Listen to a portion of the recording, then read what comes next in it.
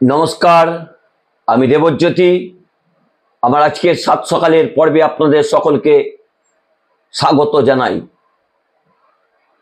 बेश कयेकटा दिन हाड़ हिम करा सन्त्रासेर मध्य दिए अतिक्रांत हयेछे शामसेरगंज एबं सुती। आस्ते आस्ते स्वाभाविक छंदे फिरছে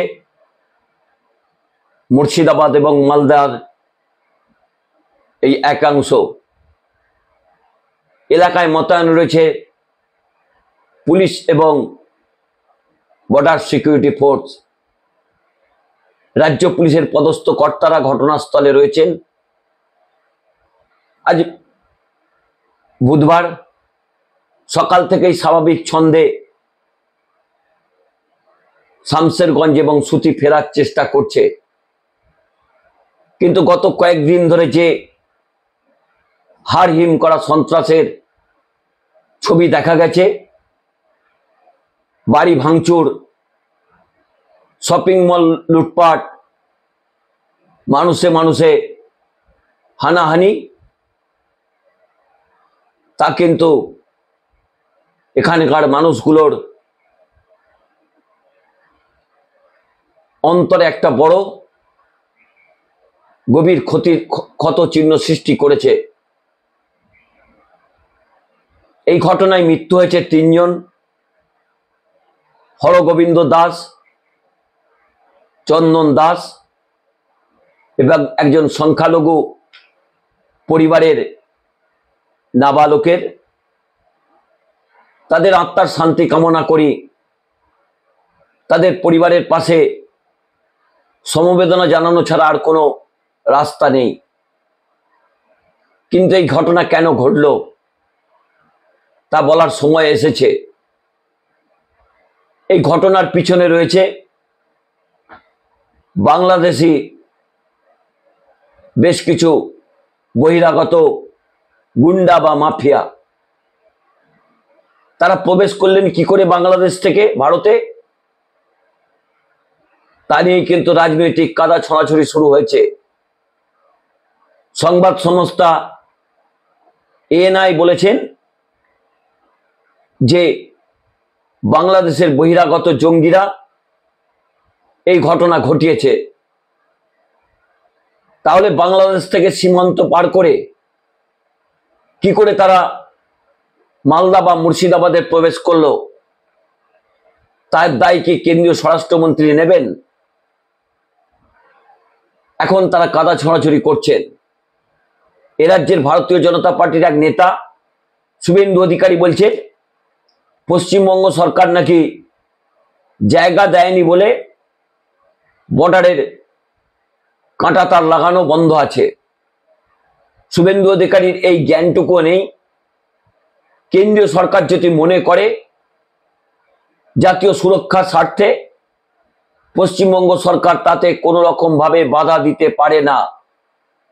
এই কথা যদি সত্যি হয়, অবিলম্বে সংসদে দাঁড়িয়ে স্বরাষ্ট্রমন্ত্রী, কেন্দ্রীয় স্বরাষ্ট্রমন্ত্রী এবং কেন্দ্রীয় স্বরাষ্ট্র প্রতিমন্ত্রী কিরণ রিজিজু বলুক যে বাংলা তাদের জায়গা দিচ্ছে না। সেই দম তাদের নেই, কারণ জাতীয় সুরক্ষার স্বার্থে ভারত সরকার যদি মনে করেন কাঁটাতারের বেড়া দেবেন বা কংক্রিটের পাঁচির দেবেন, পশ্চিমবঙ্গ সরকার তাতে বাধা দিতে পারে না। তাহলে একটা প্রশ্ন উঠেছে, গত 2 বছর ধরে মণিপুর অশান্ত। মণিপুরের যে সীমান্ত রয়েছে মায়ানমারের সঙ্গে, সেখানে কেন কাঁটাতার দেওয়া হচ্ছে না? মায়ানমার তো একটা অন্য দেশ, মণিপুরে সরকার রয়েছে বিজেপির, কেন সেখানে কাঁটাতারের কাজ শেষ করা গেল না? এই প্রশ্ন শুভেন্দু অধিকারীর কাছে রইল। শুভেন্দু অধিকারী এবং সংবাদ সংস্থা এএনআই কি বলেছেন আপনারা একটু দেখুন। ঠিক বাংলাদেশ থেকে বাংলাদেশ স্টাইলে এই চোরেগুলো ভিখারি ঢুকে ঢুকে লুট করেছে। 100 কোটি টাকার প্রপার্টি লুট হয়েছে।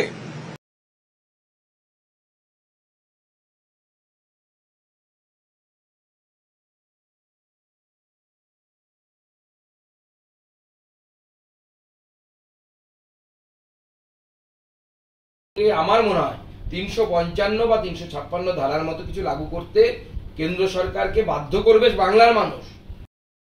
আপনারা এএনআই এর টুইট দেখলেন এবং রাজনৈতিকভাবে নাবালকের মতো শুভেন্দু অধিকারী তিনি বললেন পশ্চিমবঙ্গ সরকার জায়গা দেয়নি, আবার 356 বা রাষ্ট্রপতি রুল জারি করার কথা বললেন।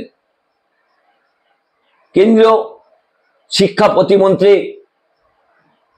সুকান্ত মজুমদার ওই রাষ্ট্রপতি শাসনের কথা বলেছিলেন। তাহলে স্বরাষ্ট্রমন্ত্রীকে বলুন পশ্চিমবঙ্গে তাদের ক্ষমতা দখলের জন্য তাদের শেষ রাজনৈতিক অস্ত্র হতে পারে এই প্রেসিডেন্টস রুল। তবে কখন কি ভারতীয় জনতা পার্টির নেতারা বলেন তারা নিজেরাই হয়তো জানেন না। তারা বলছেন সীমান্ত দিয়ে লোকজন চলে আসছে। তাহলে এই শুভেন্দু অধিকারী রাজনৈতিক প্রভুও তো দায় এড়াতে পারে না। তৃণমূল কংগ্রেস বলেছেন যে রাজনৈতিক উদ্দেশ্যে সীমান্তকে ব্যবহার করে বিএসএফ এর একাংশকে কাজে লাগিয়ে বাংলাদেশ থেকে বহিরাগতরা প্রবেশ করেছে, খুন সন্ত্রাসের বাতাবরণ তৈরি করে এ রাজ্যের 2 মানুষকে খুন করেছে। এই ঘটনায় 3 জনের প্রাণ গেছে। কারণ এই ধর্মীয় হামলার পিছনে বড় রাজনৈতিক চক্রান্ত কাজ করেছে বলে তৃণমূল কংগ্রেস অভিযোগ করেছে। প্রতিদিনই একটা কথা বলি, এই ধর্মীয় সন্ত্রাসে হিন্দু মরে না, মুসলমান মরে না, কোনো তৃণমূল মরে না, কোনো বিজেপি মরে না, মরে প্রান্তিক মানুষগুলো। এই যে পরিবারগুলোর আজকে তাদের প্রিয়জনকে হারালো, তাদের পাশে কি নেতারা দাঁড়াবেন? নেতারা দাঁড়াবেন না। কারণ তারা চান রাজনৈতিক দাঙ্গা। ভারতীয় জনতা পার্টি হিন্দু হিন্দু করে পশ্চিমবঙ্গকে এমন একটা উপদ্রুত এলাকা করার চেষ্টা করছেন, আগামী দিনে এই ধর্মীয় বিভাজন আরো বাড়বে। তবে পুলিশের পক্ষ থেকে কড়া পদক্ষেপ নেওয়া হচ্ছে। পুলিশের পদস্থ কর্তা সুপ্রতিম সরকার এই ঘটনায় যে 2 জন গ্রেপ্তার হয়েছে মূল প্রত্যক্ষ যুক্ত হিসেবে কি বলেছেন তিনি শুনুন। এখনো পর্যন্ত 200 জনের বেশি গ্রেফতার হয়েছে, অনেকগুলি কেস হয়েছে। সেই কেসের শামশেরগঞ্জে আছে। ডিটেল ব্রেকআপটা এসপি বলে দেবেন। এখনো তল্লাশি চলছে, রেড চলছে। কোনো ধরনের অশান্তি, কোনো ধরনের বিশৃঙ্খলা আমরা এলাকায় শান্তি শৃঙ্খলা বজায় রাখার জন্য করবো না। এলাকা শান্তি শৃঙ্খলা বজায় রাখতে কি ব্যবস্থা নিয়েছে আমরা বললাম। প্রত্যেকটি জায়গায় কন্টিনজেন্ট অফ ফোর্স আছে, সিনিয়র অফিসাররা আছেন, রাজ্য পুলিশের টহলদারি চলছে, বিএসএফ এবং সিআরপিএফ এর সঙ্গে যৌথ টহলদারি চলছে, রুট মার্চ চলছে, নাইট পেট্রোলিং আছে। পরিস্থিতি স্বাভাবিক হচ্ছে, আপনারা দেখতে পাচ্ছেন। নতুন করে কোথাও কোনো অশান্তির খবর নেই। আপনারা শুনলেন সুপ্রতিম সরকারের বক্তব্য। যে মানুষ দুটোর নাম বললেন তারা কোন ধর্মের, কিন্তু যারা খুন হলেন তারা তো 2 জন হিন্দু পরিবারের, একজন সংখ্যালঘু পরিবারের। কি বলবেন শুভেন্দু অধিকারীরা? অবিলম্বে শান্তির বার্তা বহন করে এই উপদ্রুত এলাকা যেভাবে স্বাভাবিক হচ্ছে স্বাভাবিক ছন্দে ফিরতে দিন। এই রাজনৈতিক নেতাদের কাছে আবেদন, আপনার দয়া করে কয়েকদিন রাজনীতি বন্ধ রাখুন। রাজনৈতিক খুনোখুনি করে আপনাদের ক্ষমতা দখল হয়, কিন্তু প্রাণ চলে যায় প্রান্তিক মানুষের।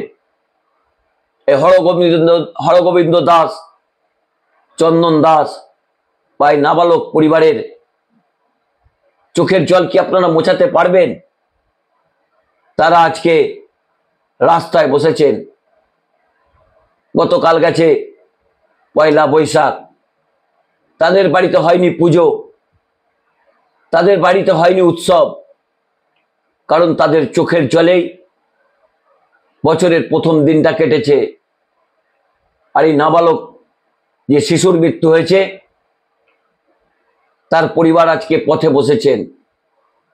হিন্দু মুসলমান বন্ধ করে বাংলার কৃষ্টি এবং সংস্কৃতির কথা বলুন।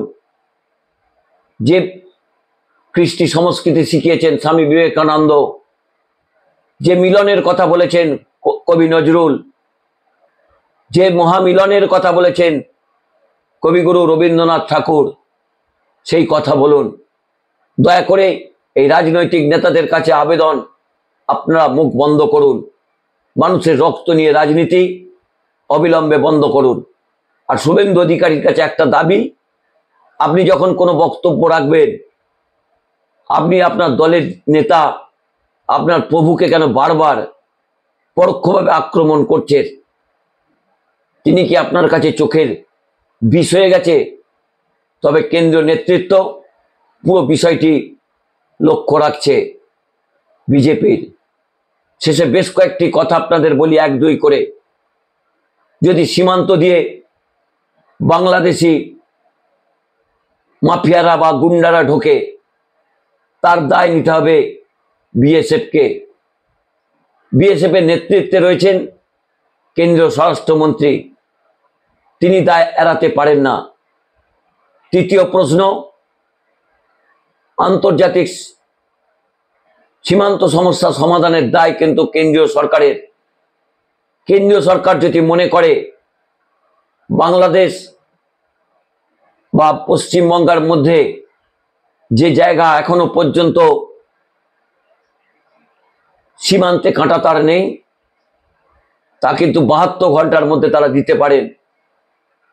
মণিপুর এবং মায়ানমারের মধ্যে যে সীমান্ত রয়েছে, সেখানের কাঁটাতার 72 ঘন্টার মধ্যে দিতে পারেন। কিন্তু কেন কেন্দ্রীয় সরকার করে না? এর দায় কেন্দ্রীয় সরকারকে নিতে হবে। সবশেষে নেতাদের একটাই অনুরোধ করি, অবিলম্বে আপনাদের রাজনীতি বন্ধ করে কয়েকটা দিন শান্তিতে থাকতে দিন এই মুর্শিদাবাদ এবং মালদার মানুষগুলোতে। কারণ তারা যে হার হিম করা সন্ত্রাস দেখেছে, তাদের আগামী প্রজন্ম যে মানসিকভাবে ক্ষতির সম্মুখীন হয়েছে, তা পূরণ করার ক্ষমতা আপনার নেই। নমস্কার, আমি দেবজ্যোতি। আমার এই পর্বটি ভালো লাগলে চ্যানেলটি সাবস্ক্রাইব করে বেল আইকনটি ক্লিক করে আমার পাশে থাকবেন। শুভরাত্রি।